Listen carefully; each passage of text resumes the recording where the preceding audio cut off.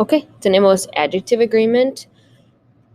So adjectives must always agree with their noun in Spanish. So an adjective can be masculine, feminine, or singular, and plural. So we talked about this a little bit in the beginning of the year.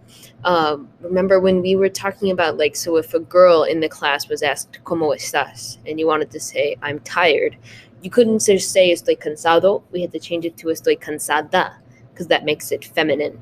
So you, being the person, are the noun, and you would have been feminine. So "Estoy cansada." So we always have to make them agree with their nouns. They can agree, as you can see, in both number, singular, plural, one or more than one, and then their gender. Is it masculine or is it feminine?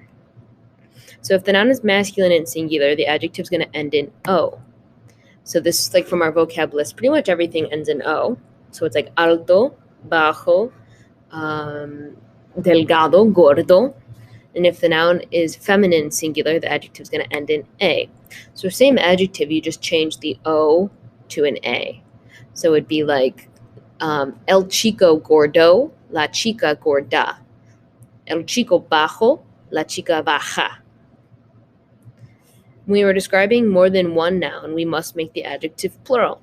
So masculine plural adjectives end in OS. Los chicos bajos.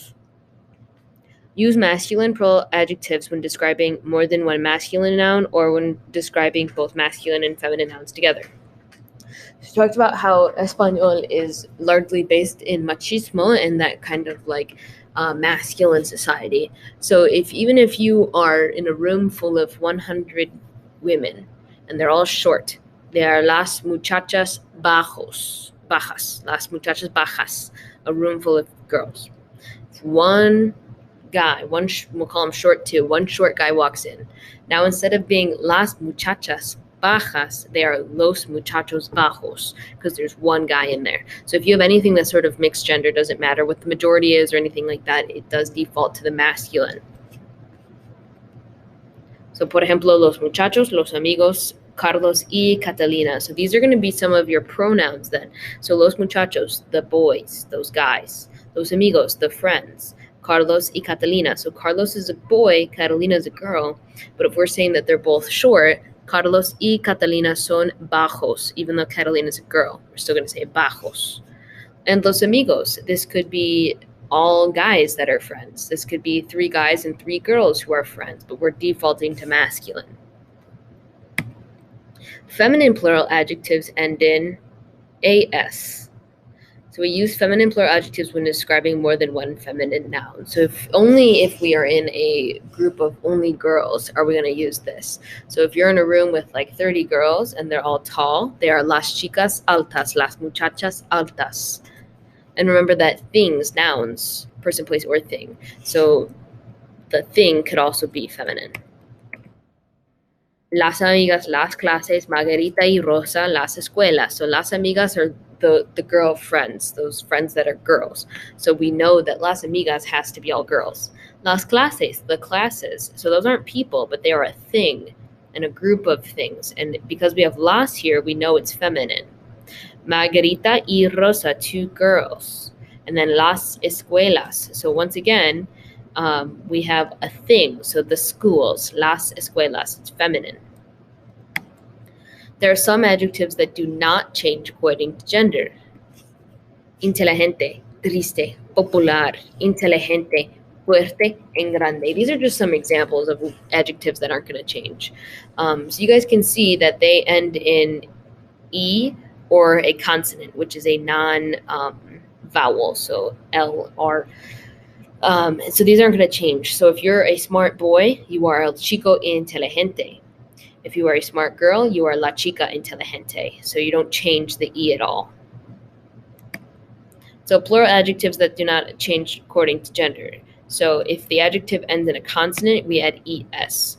Los chicos populares, las chicas populares. Los profesores intelectuales, so ES. And if the adjective ends in a vowel like inteligente or fuerte, you're going to add S. So los estudiantes inteligentes, los chicos fuertes. So just add the S there. So here are some practice problems. So at this point, you guys should stop the video and do some practice on the work. So la amiga es. So we got la amiga. So this is feminine. Amiga es guapa. Los muchachos. So more than one guy. Joven. So it ends in an N. So I need to add an ES. Los muchachos son jóvenes. La clase es aburrido. So we got la clase, which tells us it's feminine. Es aburrida. Los libros son interesante. So we don't need to worry about gender because this ends in an E, and I know I don't have to change it. We're talking about more than one book. Los libros son interesantes. Las muchachas son gracioso. So las muchachas tells me that this is feminine and plural. So I'm going to change this to be feminine and make it plural. Las muchachas son graciosas. Los hermanos son malo. So we got masculine. So this is already masculine.